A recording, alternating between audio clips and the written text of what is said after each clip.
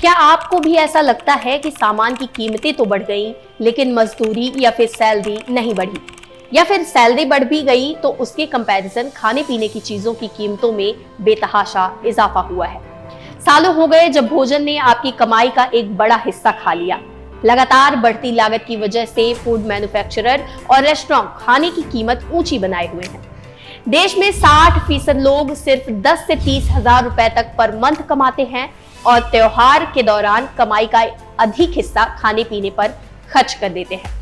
नमस्कार, आप देख रहे हैं विन द फर्स्ट। मेरा नाम है उर्वशी। आज के इस एक्सप्लेनर में हम बात करेंगे उस रिपोर्ट की जिसमें आपकी कमाई और खाने के खर्च का कुछ हिसाब है। खाने की चीजों की बढ़ती कीमतें निम्न आय वर्ग के त्योहार का जायका खराब कर रही हैं। खाने पीने की खरीदारी में अधिक खर्च होने से कम सैलरी वाले लोग वस्तुओं की खरीदारी को टाल देते हैं। पहले से ही कैजुअल लेबर अपनी मंथली सैलरी का एक बड़ा हिस्सा वेतनभोगी नौकरियों यानी सैलराइज्ड जॉब्स में काम करने वालों की तुलना में भोजन पर खर्च करते हैं। पिछले एक साल में ये फर्क और भी ज्यादा बढ़ गया है। जिन घरों में महिलाएं एकमात्र कमाने वाली हैं, वहां खास तौर पर बोझ ज्यादा बढ़ा है। अंग्रेजी अखबार द हिंदू की रिपोर्ट के मुताबिक अक्टूबर 2024 में औसतन स्वस्थ भोजन की लागत पिछले साल के इसी अक्टूबर महीने की तुलना में 52% बढ़ गई है।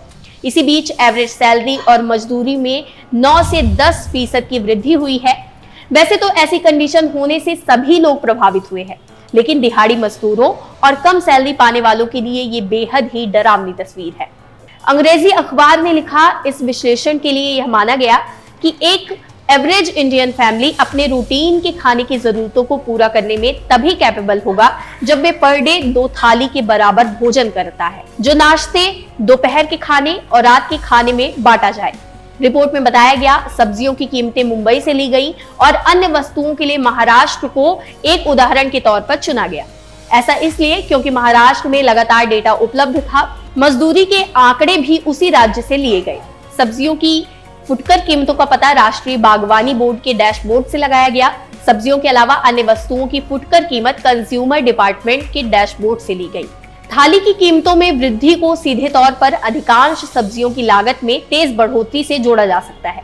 इस दौरान टमाटर, आलू और लहसुन की फुटकर कीमत में काफी वृद्धि हुई है।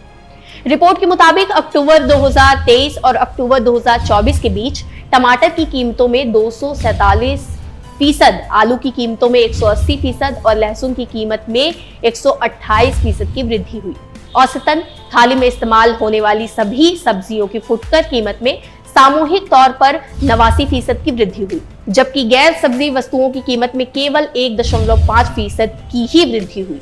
हालांकि इसी दौरान तुअर दाल और चावल की कीमतों में क्रमशः 2.6% और 0.7% की गिरावट भी आई।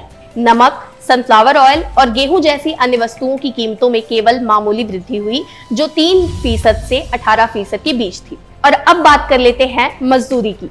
महाराष्ट्र में पुरुषों की एवरेज दैनिक मजदूरी अक्टूबर-दिसंबर 2023 में 451 रुपए पर डे से बढ़कर अक्टूबर-दिसंबर 2024 में 492 रुपए पर डे हो गई। महिलाओं के लिए इसी तरह ये आंकड़े 293 रुपए पर डे और 324 रुपए पर डे थे। महाराष्ट्र में पुरुषों की एवरेज मंथली सैलरी अक्टूबर-दिसंबर 2023 में 24,321 रुपए से बढ़कर अक्टूबर-दिसंबर 2024 में 26,509 रुपए हो गया। महिलाओं के लिए इसी तरह के आंकड़े 18,959 रुपए और 20,928 रुपए थे। ये रिपोर्ट देखकर हम ये कह सकते हैं कि आज महंगाई की इतनी मार है कि आम आदमी की आमदनी 98 और खर्चा रुपया है। खैर, आपको ये वीडियो कैसी लगी हमें कमेंट सेक्शन में जरूर बताइए और ऐसे ही एक्सप्लेनर्स देखने के लिए बने रहिए विन द फर्स्ट के साथ।